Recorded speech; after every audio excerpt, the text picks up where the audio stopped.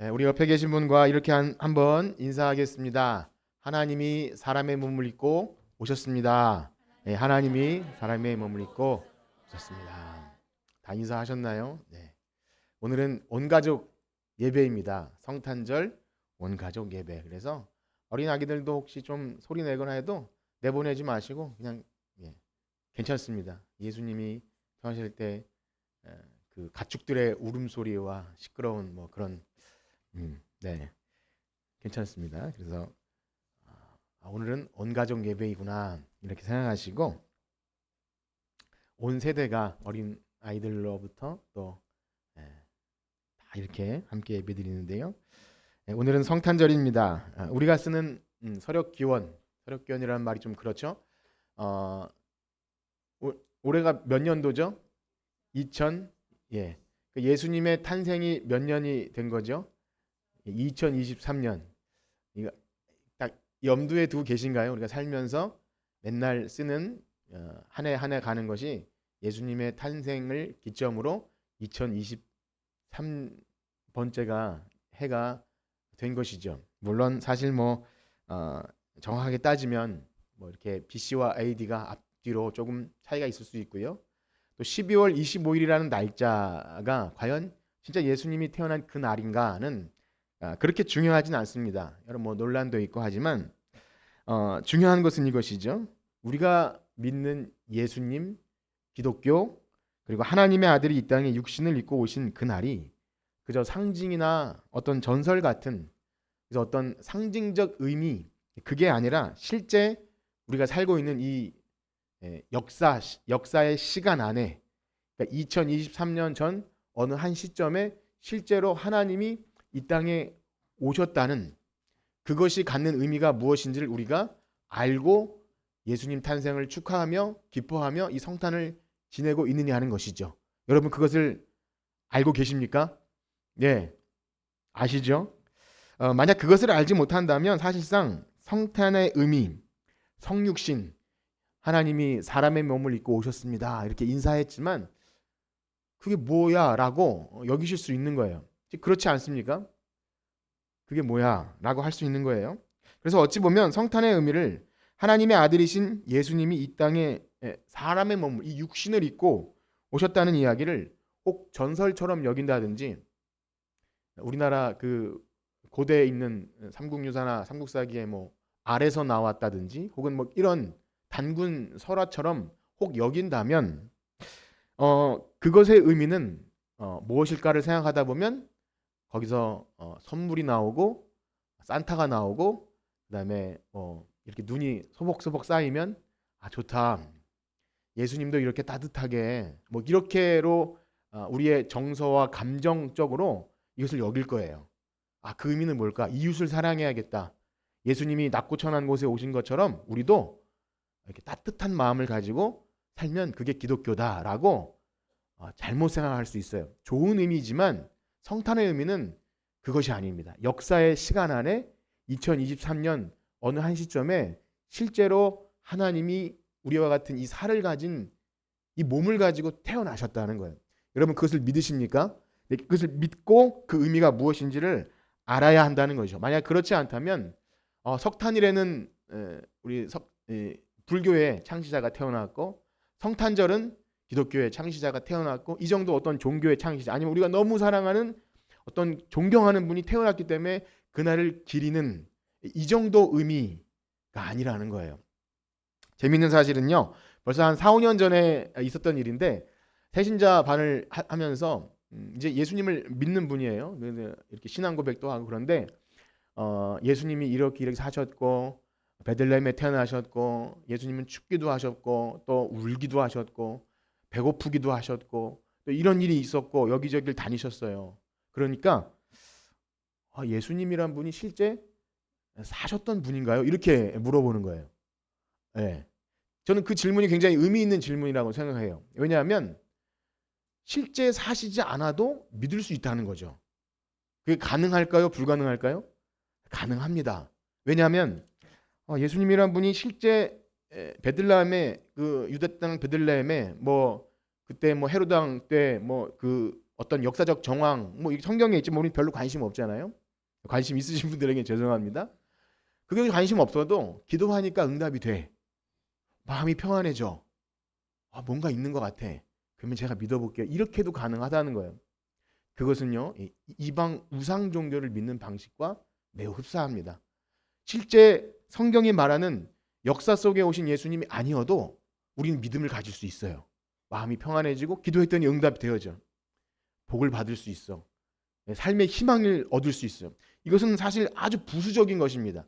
그것이 없다고 하는 게 아니라 거기서 만족을 누리면서 예수님 탄생, 기독교의 창시자가 태어났어. 이 정도로 여긴다면 사실 우리는 알 수 없는 거죠. 그러나 그분의 질문은 굉장히 중요한 질문이었고 우리도 그런 질문을 해야 합니다. 인사를 했고 오늘도 이제 요한복음 말씀을 잠깐 볼 텐데 이것이 우리에게 의미하는 바를 우리가 깊이 있게 깨닫지 못하면 그냥 좋은 분, 내 기도를 들어주시고 또 죄를 사해 주시고 여기까지 믿는 것도 굉장한 사실입니다. 그걸 무시하는 게 아니라 이 사람의 몸을 입고 역사 속에 오신 예수님, 그것이 우리 성경 속에서 왜 이것을 이렇게 많이 기록하고 우리가 이날을 축하하는지를 우리가 알아야 성탄 우리가 잘못 이해하지 않을 수 있고요.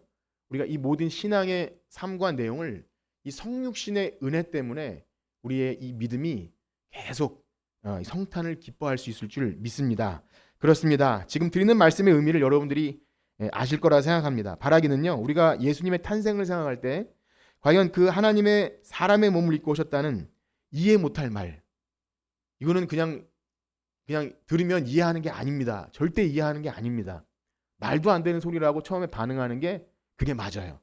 그래서 오늘 말씀에 보면 사람의 혈통이나 육적으로 난 것이 아니라 그렇게 말씀하지 않습니까? 그러나 그럼에도 불구하고 우리가 이것을 믿는다면 그 의미가 무엇인지를 바로 알고 그렇게 신앙생활하고 하나님께 영광 돌리는 우리가 되기를 축복합니다. 그렇습니다. 우리가 오늘 함께 읽은 이 요한복음은요, 그 시작을 굉장히 특별하게 시작하는데 오늘 제가 9절부터 읽었지만 사실 1절부터가 굉장히 중요합니다. 우리 1절부터 4절까지를 다시 한번 읽어보겠습니다. 요한복음 1장 1절에서 4절입니다. 시작. 태초에 말씀이 계시니라. 이 말씀은 곧 하나님이시니라.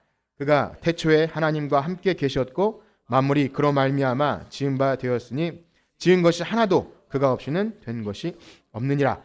그 안에 생명이 있었으니 이 생명은 사람들의 빛이라. 사실 요한복음은 쉬운 책은 아닙니다. 마태와 누가는 유대 땅 베들레헴에 오신 예수님 이야기를 기록하고 족보도 기록합니다. 마태와 누가만 있고요. 사복음서 중에서 요한과 마가는 이 탄생 기록이 없어요. 그런데 마가복음은 바로 예수 그리스도의 복음의 시작이라 그렇게 선포하지만 요한은 굉장히 특별해요. 태초에 말씀이 계시니라. 이게 어떤 책과 비슷하죠? 창세기. 태초에 하나님이 천지를 창조하시니라. 이렇게 시작해요. 요한은 굉장히 좀 이렇게 뭔가 있는 사람 같아요. 창세기 1장 1절에서 태초에 하나님이 천지를 창조하시니라. 그것과 비슷하게 태초에 말씀이 계시니라. 우리가 교회 좀 다녀보신 분들은 이 말씀이 무엇을 의미하는지 아실 거예요. 이 말씀이 무엇을 의미하죠? 말씀이 계시니라. 우리가 말씀도 높인 표현인데 거기다가 말씀이 계시니라 했다면 인격으로 말씀을 표현한 거겠죠? 말씀이 계시다. 그래서 우리는 이 말씀이 예수님이라는 것을 알아요. 교회 좀 다녀보신 분들은 이거 좀 어려운 말이지만 어쨌든 태초에 말씀이 계시니라. 그 말씀이 하나님과 함께 계셨으며 또 그 말씀은 하나님이시라 그러니까 하나님 성부 하나님이 있고 그것과 구별되는 말씀으로서의 하나님이 계시구나. 여기까지 잘 이해가 되셨습니까? 요한복음 1장 1절이 그래요. 여기서 말씀으로 표현된 하나님은 예수님이시고요. 성부 하나님이 계시고 말씀으로서의 예수님이 계셨다. 그런데 우린 이런 질문을 던지게 됩니다. 그럼 요한은 태초에 예수님이 계셨습니다 하면 될 걸 가지고 왜 좀 거창하고 유식하게 태초에 말씀이 계시니라 그렇게 했을까요? 좀 궁금하지 않습니까? 태초에 말씀이 계시니라. 마치 어떤 뜬구름 잡는 형이상학적인 어떤 표현을 하기 위해서 사실 이것이 이제 로고스라 그래 가지고 당시에는 굉장히 앞서가는 표현이었거든요. 그들의 그 철학적인 의미를 담아서 로고스 그런 게 있어요. 그래서 태초에 말씀이 계시니라. 그런데 그런 말을 하는 게 아닙니다. 더 이해하기 어려운 표현 1장 14절을 한번 읽어볼까요? 요한복음 1장 14절 시작. 말씀이 육신이 되어 우리 가운데 거하심에 우리가 그의 영광을 보니 아버지의 독생자의 영광이요 은혜와 진리가 충만하더라. 말씀이 계신다는 것도 어려운데 거기다가 더 이해하지 못할 말씀이 무엇이 되었다고요? 육신이 되어 성육 말씀이 육신, 거룩한 하나님이 말씀이 육신이 되었다. 성육신 한번 따라해 볼까요? 성육신. 예, 그게 말씀이 육신이 되어. 오늘 제목이 무엇이죠? 성육신의 은혜. 계속 처음부터 계속 똑같은 말을 하고 있는 거예요. 하나님이 사람이 되셨는데 이게 의미가 뭐고 그게 왜 우리에게 은혜가 되는지 은혜와 진리가 충만하더라. 그렇습니다. 이 세상에서 하나님을 본 사람은 없습니다. 그래서 말씀이라고 했을 때 태초에 말씀이라고 했을 때 하나님의 말씀은 이 지금 제가 말하고 있는 허공에 울리는 이 소리에 불과한 것이 아니에요. 그래서 말씀이 계시니라 할 때 이 말씀은 인격이고요. 하나님은 보이지 않기 때문에 하나님이 자기를 드러내시는 방식으로 말씀하신다는 거예요. 하나님은 말씀하시는 하나님이세요. 따라해 볼까요? 하나님은 말씀하시는 하나님. 예, 하나님은 말씀하세요. 말씀으로 자기를 계시하십니다. 그래서 구약 성경은 다 하나님이 자기를 계시하신 거예요. 굉장히 여러 가지 여러 모양으로 계시하시는데 한 세 가지로 요약을 해보면 하나님의 창조가 하나님의 자기 계시예요. 하나님이 온 우주 만물을 창조하심으로 하나님이 살아 계시고 그분이 거기 계심을 드러내시는 거예요. 여러분 이 우주 만물을 이 지구를 보면서 하나님이 계시다 그것을 깨닫게 되십니까? 네, 별로 대답은 안 하시지만 죄로 말미암아 우리 하나님의 형상을 잃어버린 우리들은요, 우리들은 이제 아니죠. 우리 세 사람이잖아요. 예수님을 믿기 전에 어떤 사람도 이 창조를 보고 하나님을 깨닫기가 원래는 가능한데 불가능합니다. 그래서 로마서 1장 20절에 보면 이런 말씀이 있어요. 제가 한번 읽어드릴게요. 창세로부터 그의 보이지 아니하는 것들 곧 그의 영원하신 능력과 신성이 그가 만드신 만물에 분명히 보여 알려졌나니 그러므로 그들이 핑계하지 못할지니라. 사실은 창조는 하나님의 자기 계시입니다. 계시라는 말이 좀 어려울 수 있는데 우리 주일 학생들도 있잖아요. 계시라는 것은 한번 따라해 볼까요? 나타내어 보여준다. 하나님이 안 보이기 때문에 해를 만드시고 달을 만드시고 우리 사람을 만드신 이 모든 것이 뭐냐면 하나님이 계시다. 자기 형상대로 만드셔서 하나님이 계시구나. 우리 옆에 있는 분과 인사할까요? 권사님 보니까 하나님 계신 것 같아요. 한번 인사해 볼까요? 예. 뭐 이해를 못 하신 것 같아요. 제가 이 말씀을 드리면서 깜짝 놀란 게 성탄절과 성교영신예와 이런 스케줄을 광고를 몇 번 드렸는데 전혀 이해 못 하신 분들이 대다수였다는 사실을 어제 깨달았습니다. 식사를 하면서 25일로 나오는 거예요. 이렇게 하시는 분도 있어서 제가 광고를 몇 번 반복하고 우리 목장 리더분들께 귀에다가 귀를 열고 이렇게 드려야겠다는 생각이 들었습니다. 지금 인사를 우리가 나눈 것은 뭐냐면 하나님이 자신을 드러내시는 방식이 바로 사람, 이 우주 만물에 보여져 알게 되는 거예요. 여러분 그것을 믿으시길 축복합니다. 첫 번째 하나님께서 자기를 계시하는 방식은 창조. 두 번째는요. 이 구약 성경의 모든 내용을 요약하는 거예요. 두 번째는 뭐냐면 하나님이 자기 뜻을 말씀으로 계시하셔요. 자기 깊은 뜻, 생각. 하나님의 깊은 뜻을 선지자와 족장들과 많은 천사들을 통해서 너희는 거룩하라. 너희는 거룩해야 돼. 의와 공도를 행하며 살아야 돼. 내가 거룩하니 너희도 거룩하라. 그렇게 말씀으로 자기 뜻을 계시하시면 그래서 알아듣는 사람은 네, 하나님은 우리 하나님이세요. 그래서 내가 그 뜻대로 살겠어요. 하나님은 말씀으로 자기의 깊은 뜻을 계시하십니다. 첫 번째가 뭐라 그랬죠? 하나님은 무엇으로 자기를 계시하신다고요? 창조. 여기서 이렇게 장로님이 창조해 주셔서 너무 감사했어요. 들으신다. 창조. 두 번째는 뭐라고요? 하나님의 깊은 뜻을 드러내셔요. 마지막은요. 세 번째는 무엇이냐면 하나님의 구원을 계시하십니다. 자기 백성을 어떻게 구원하실지를 말씀을 통해 계시하셔요. 그래서 하나님이 보이지 않는 하나님이 우리에게 나타나시는 방식은 성경의 모든 것을 할 얘기 너무 많지만 요약해서 말씀드리면 하나님의 창조, 하나님의 깊은 뜻을 말씀으로 보여주시고, 그리고 마지막 하나님의 구원, 자기 백성을 구원하심을 말씀으로 하세요. 제가 이 많은 성경 구절을 다 찾지는 않겠습니다. 근데 여러분들이 기억하셔야 됩니다. 지금 제가 말씀드리는 하나님의 말씀으로 뭘 하시느냐? 태초에 말씀이 계시니라 할 때 그 말씀은 그저 허공에 울려 퍼지는 그게 아니라 말씀으로 창조하시고 말씀으로 뜻을 드러내시고, 그냥 근데 뜻만이 아니라 그 말씀을 실제 이행하시죠. 하나님의 말씀은 반드시 그 뜻대로 됨을 보게 하시죠. 구약의 성도들로 하여금 그것을 보게 하셨고, 이제 또 구약에는요, 그 말씀이 실제 그 당시에도 성취되지만 또 먼 미래에 이제 오실 메시아 예수 그리스도께 성취됨을, 이 두 가지를 항상 가지고 있습니다. 제가 굉장히 요약해서 말씀드린 것이기 때문에 나중에 또 다시 한번 설명을 드리겠습니다. 자, 그런데요, 사실상 구약의 모든 창조와 또 하나님의 깊은 뜻과 하나님의 구원 계시는 희미합니다. 그래서 그 당시에 살던 사람은 그것을 정말 소수만 알아들어요. 그래서 희미해요. 희미하고 여러 모양과 여러 부분으로 막 뭐 짐승이 쪼개지고 뭐 이런 방식으로 하나님이 드러내시지만 그걸 알아듣는 사람이 극히 적고요.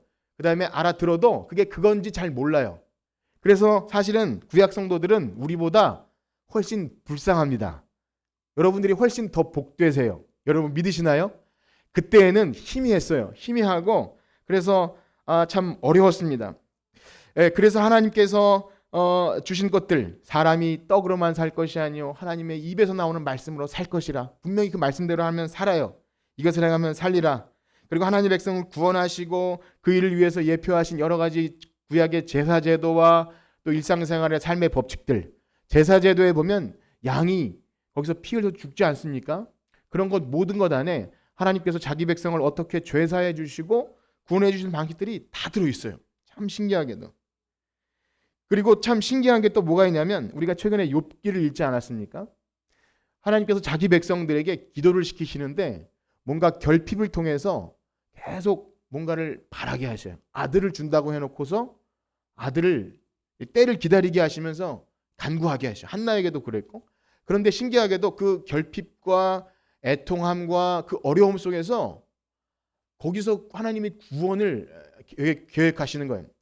아들을 주니, 오늘도 이사야 말씀 읽었지만 처녀에게서 아들을 주실 것이다, 이런 말씀들. 그 아들이 모든 민족의 복의 통로가 될 것이다. 실제 아브라함이 뭐 이삭을 낳고 그 이사야 때도 아들 낳는 이야기가 있지만 구약의 모든 아들 낳는 이야기는 사실상 태초에 창세기 3장 15절에 여자의 후손으로 이제 구원을 주시겠다는, 그 우리가 은혜 시리즈 하면서 기억나시나요? 하나님께서 범죄하자마자 에덴 동산에서 약속하신 여자의 후손을 통해서 구원을 주시겠다는 그 이야기들이 아들 낳는 이야기로 쭉 구약 성경에 이어집니다. 그것 외에도 욥이 그렇게 고백하죠. 보이지 않는 하나님을 제가 좀 만나고 싶습니다. 하나님과 사람 사이의 중보자를 좀 주십시오 하는 그 간구들. 하나님 좀 나타내서 말씀해 주십시오. 하나님과 사람 사이의 중보자. 또 이 구약의 제도에 보면 그런 제도가 있어요. 고엘이라 그래가지고 기업을 대신 물러줄 그런 게 있어요. 그래서 우리 유명한 그 룻기에도 보아스가 그 룻의 집안에, 나오미와 룻의 집안에 그 기업을 물러주지 않습니까? 거기 안에서도 그 사실 그 망해가는 가문의 기업을 대신 이어줄 그런 제도 안에도 중보자, 중간에서 대신 짐을 짊어줄 그런 모든 이야기들, 또 도피성 이야기 기억하십니까? 살인자가 살게 하는 이야기, 이 모든 것이 부분적으로 모양적으로 다 우리들의 구원 방법을 성경에 녹여 놓으셨다는 것입니다. 미드베 조상들에게 아들을 주신 이야기, 이 모든 것들, 여러분 그래서 구약을 읽으면서 우리는 그것을 도덕적으로 읽거나 아니면 어떤 이렇게 하면 복을 받는구나 이 차원에서 읽으시면 안 돼요. 그것도 중요하지만 결국 하나님께서 우리 이 결핍되고 연약한 인생, 그 어제도 말씀드렸지만 구약의 모든 선진들은 다 사실 결핍되고 열등감에 찌들어 있고 그래서 서로 참 시기하고 질투하는 그런 삶이지만 하나님께서 그 삶 가운데서도 어떻게 구원을 베푸시겠는지가 구약 성경에 가득 담겨 있는 것입니다. 자, 말씀드린 대로 그런데 구약에 계시는 희미하다는 거예요. 해석이 필요합니다. 성취가 되어야 그때서야 알 수 있어요. 그래도 믿음으로 보이지 않는 하나님의 말씀을 통해서 구원을 기다리죠. 거기서 그들도 그래서 구약 성도들도 행위가 아니라 믿음으로 구원을 얻는 것입니다. 그런데요, 그 모든 계시의 방식, 창조와 하나님 자기의 뜻과 구원과 이 모든 것이 오늘 읽은 말씀, 바로 이 말씀이 육신이 되어 우리 가운데 거하심에, 드디어 그 말씀이 실제 우리가 눈으로 볼 수 있고 만질 수 있고 대화할 수 있고, 이따 우리가 성찬을 하겠지만 그 살과 피를 가진 인생으로, 아주 연약한 인생으로 우리 가운데 보내셨다는 거예요.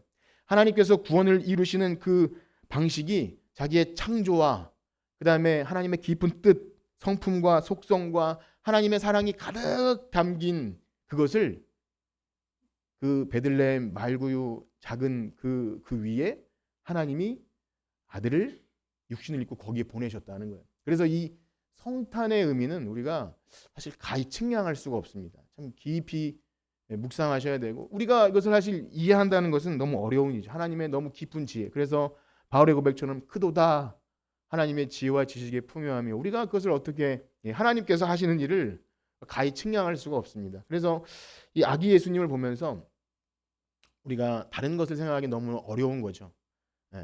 뭐 루돌프, 뭐 산타나, 뭐 화이트 크리스마스, 백화점에 어떤 나는 왜 크리스마스인데 뭐 여자친구가 없는가, 뭐 이런 것은 사실 너무 값떨어지는 이야기일 수밖에 없는 겁니다. 그래서 히브리서 기자는요, 이 내용을 아주 엑기스로 이렇게 지벽적으로 기록합니다. 우리 히브리서 말씀을 한번 읽을 텐데요. 히브리서 1장 1절에서 2절입니다. 우리 한번 같이 읽읍시다.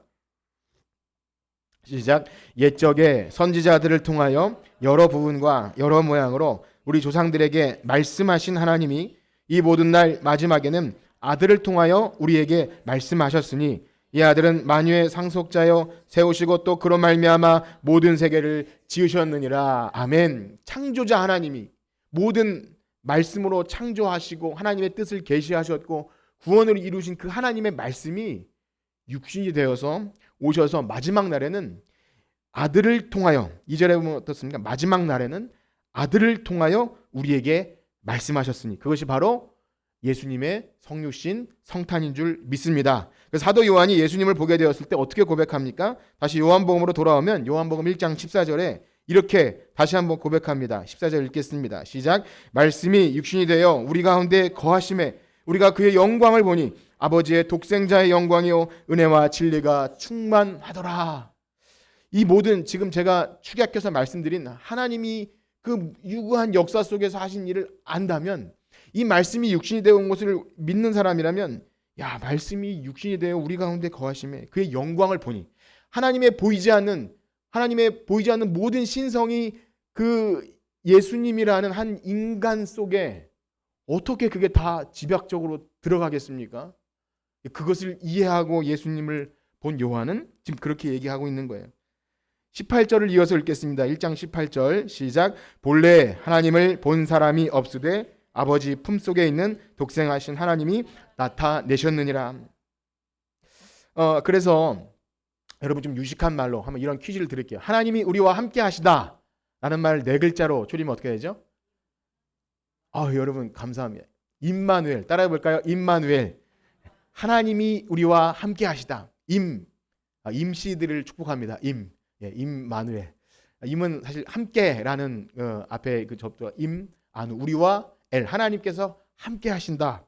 천사가 요셉에게 나타나서 아들을 낳으리니 이름을 뭐라 그러죠?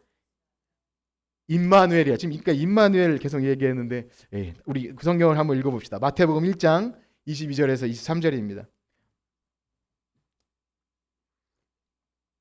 시작. 이 모든 일이 된 것은 주께서 선지자로 하신 말씀을 이루려 하심이니, 이르시되 보라 처녀가 잉태하여 아들을 낳을 것이요 그 이름은 임마누엘이라 하리라 하셨으니, 이를 번역한즉 하나님이 우리와 함께 계시다 함이라. 아멘. 이사야 예언이 또 한번 반복되는 건데요. 우리 주일학교 때부터 저도 마태복음을 줄줄 외웠는데 지금은 기억 못하지만, 어쨌든 아들을 낳을 것인데 왜 이름을 예수라 하지 않고 임마누엘이라 했을까? 지금 설명드린 그 자체예요. 하나님이 우리와 함께 하시기 위해서 이 땅에 오셨어요. 그래서 제가 요한복음을 예전에 설명드리면서 그런 좀 유식한 설명을 드렸는데, 여기 하나님이 우리와 함께 거하시다, 하나님이 이 땅에 육신을 입고 우리 가운데 거하심에 할 때, 이 거하심에라는 단어가 구약의 성막을 쫙 펼쳤을 때 하나님의 영광이 그 안에 빽빽한 구름으로 가득 들어찬 그 영광, 그 쉐카이나라고 하는 그것을 그대로 그렇게 표현한 거예요. 하나님이 이스라엘 백성 중에 거하시기 위해 성막을 만들지 않습니까? 성막과 성전 안에 가득 찬 하나님의 영광이 지금 육신을 입고 이 땅에 오셨다, 이것을 드러내기 위해서 거하심에, 우리는 그래서 요한복음을 항상 읽을 때마다 말씀이 육신이 되어 거하심에, 하나님께서 인간 속에 거하시려고 온 우주 만물을 통틀어서 계획하셨다가 2023년 전에 거기 육신을 입고 딱 오신 거예요. 그러니까 이거를 요한이 알았을 때 얼마나 엄청난 참 감당할 수 없는 은혜와 영광을 경험했겠습니까? 자, 그렇습니다. 사랑하는 성도 여러분, 우리가 믿는 예수님은 보이지 않는 하나님, 우주 만물을 창조하시고 자기 백성을 구원하시기 위하여 이제까지 오랜 시간 여러 모양 여러 부분으로 준비하셨다가 마침내 이 땅에 사람의 몸을 입고 역사, 시간 안에 우리에게 오신 줄 믿습니다. 이것을 믿는다는 것은 참 엄청난 사실입니다. 여러분들이 이것을 믿고 고백한다는 것은 정말 사람의 힘으로 할 수 있는 것이 아닙니다. 이것을 믿는 자들에게는 하나님의 자녀가 되는 권세를 주시니라 했지만 결코 혈통으로나 육정으로 되는 것이 아닙니다. 우리 그 부분도 한번 읽어보겠습니다. 12절과 13절인데요. 요한복음 1장 12절과 13절 시작. 영접하는 자 곧 그 이름을 믿는 자들에게는 하나님의 자녀가 되는 권세를 주셨으니 이는 혈통으로나 육정으로나 사람의 뜻으로 나지 아니하고 오직 하나님께로부터 난 자들이니라. 아멘. 우리 옆에 계신 분과 인사합시다. 우리 권사님은 하나님께로부터 난 자입니다. 집사님은, 장로님은 하나님께로부터. 이것을 믿는다는 건 불가능입니다. 우리가 배워서 믿는다고요? 요한의 이 로고스 요거를 우리가 알아서 절대 믿을 수 없는 거예요. 제가 설명드린 걸 다 여러분들이 이해 못하셨다 할지라도 2000년 전에 말구에 오신 그 사람으로 오신 아기가 말씀이 육신이 되어 오신 것을 믿는 것 혈통으로나 육정으로 되지 않습니다. 그러나 그것도 맞지만 서두에 말씀드림처럼 만약 어떤 종교의 창시자 혹은 꼭 육신이 아니어도 그냥 내 기도를 들어주시는 어떤 분, 절대 이렇게 이해하시면 안 되는 거죠. 말씀이 꼭 사람의 몸을 입고 살과 피를 가진 아기로 연약한 인생으로 오셨다는 것을 우리가 감당할 수 없는 은혜로 받아들이셔야 합니다. 그러면 그렇게 말씀으로 세상을 창조하신 하나님이 이 땅에 나타나셨어요. 우리는 통상 그러면 그가 어떤 대우를 받기를 원할 거라고 생각하십니까? 엄청난 분이, 그 높고 큰 분이 이 땅에 오신 거예요. 우리가 그걸 맞이하고, 물론 요한복음에는 영접하지 않았다 그랬지만 실제로는 정말 왕으로 대접해드리고 이 세상의 모든 권세와 모든 권력을 가진 자들이 그 앞에 무릎을 꿇고 경배하고 그래야 하지 않겠습니까? 그런 대접을 받기를 원하죠. 그런데요, 예수님께서 육신을 입고 오신 그 사실은 단지 말씀이 육신이 되어 온 엄청난 사건, 거기에 그치지 않는다는 것입니다. 더 중요한 사실, 하나님이 육신을 입으셔야만 하는 이유가 있는 거예요. 그냥 멀리 계신 어떤 엄청난 힘을 가진 그 존재 자체로는 해결할 수 없는 문제, 그것이 무엇입니까? 오랜 시간 감추어진 비밀, 아담으로 말미암아 사람이 범한 죄는 하나님의 공의의 법칙에 의해서 육신을 가진 사람이 그 죄를 담당해야 하는 거예요. 그러나 여러분, 성경은 어떻습니까? 이 땅에서 의인이 있습니까? 없습니까? 의인은 없어요. 이 땅에 의인은 없나니 하나도 없느니라. 다 치우쳐 각기 자기 할 길로 행하면서 의를 행하는 사람이 없기 때문에 우리 죄도 감당 못할 인간이 누구의 죄를 위해서 기도해 줄 수 있고 대신 져줄 수 있습니까? 그 부모라 할지라도 자기 자녀의 죄를 위해 대신 죽어도 소용없는 거예요. 부모의 죄가 훨씬 많거든요. 그렇기 때문에 하나님께서 하실 수 있는 유일한 방법, 창조자 하나님께서 사람의 몸을 입고 이 땅에 오셨어야만 그 죄를 담당하실 수 있는 것입니다. 이건 비밀이에요. 사탄도 참 깜짝 놀라는 비밀. 우리가 이 비밀을 아는 것, 그래서 탄생, 예수님이 사람의 몸을 입고 오신 탄생과 함께 나를 위해 그렇게 하신 것이구나. 이 낮고 천한 이 땅에 이 하나님의 비상한 방법을 행하신 것이구나. 그래서 예수님께서는요, 자신의 육체를, 우리의 죄를 다 짊어지시고 죽으신 것입니다. 거기서 군림하지 않고 이 땅에서 거기서 내가 왕이다. 내가 이 모든 이 세상을 창조했고 하나님의 뜻으로 세상 만물을 다스리고 지금도 왕이지만 군림하는 것이 아니라 가장 처절하고 비참하고 인간의 조롱을 다 받으시고 죽으신 이유가 무엇입니까? 우리의 죄를 위해서. 한번 따라해 볼까요? 내 죄를 위해서. 그래서 우리가 탄생을 축하하고 노래를 하고 할 때 죽으신 예수님을 생각하지 않는다면 그것은 사실 의미가 없는 것입니다. 그래서 우리의 짐을 짊어지셨기에 우리는 이제 보이지 않는 하나님과 소통할 수 있습니다.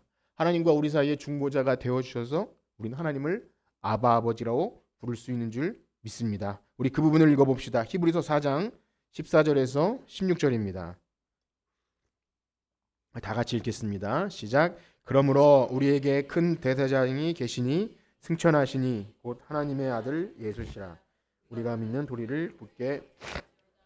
우리에게 있는 대제사장은 우리의 연약함을 동정하실 못하실 리가 아니요 모든 일에 우리와 똑같이 시험을 받으시니로되 죄는 없으시니라. 그러므로 우리는 긍휼하심을 받고 때를 따라 돕는 은혜를 얻기 위하여 은혜의 보좌 앞에 담대히 나아갈. 아멘. 이제 우리는 하나님 보좌 앞에 담대히 나아갈 수 있습니다. 예수님께서 육신을 입고 이 땅에 오셨기 때문에 우리의 죄짐을 담당하셨기 때문에 이제 우리는 보이지 않는 하나님의 그 말씀을 들을 수 있고요.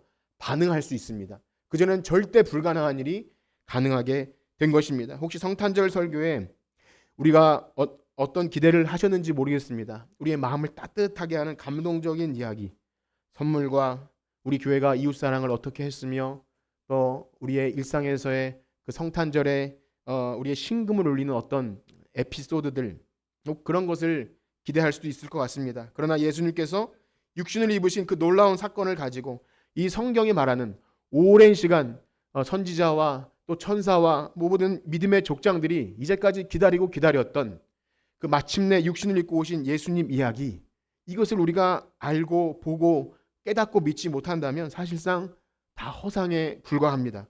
트리도 또 캐롤도 새벽송도 축하 잔치도 이 모든 것은 다 사라질지도 모릅니다. 이것은 식상해질 수밖에 없습니다.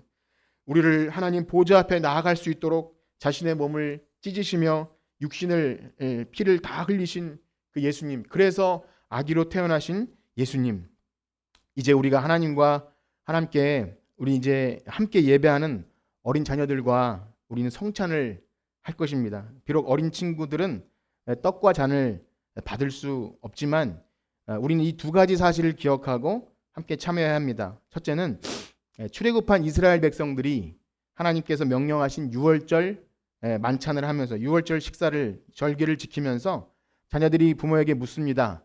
왜 우리는 이렇게 양고기를 뜯어먹고 왜 이래야 합니까? 라고 물으면 하나님께서 우리를 어떻게 구원해 주신지를 이야기합니다.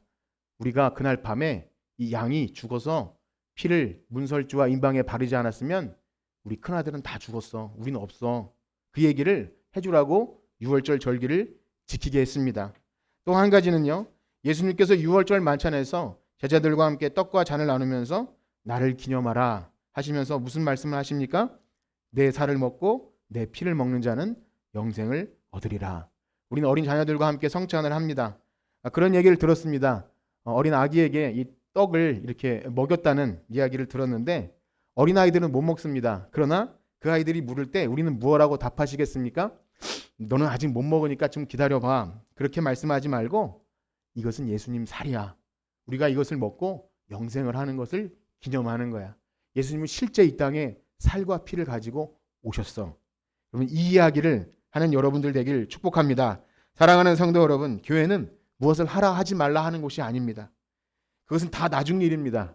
먼저 믿음으로 하나님이 하신 놀라운 사건을 여러분 말씀을 통해 경험하길 축복합니다.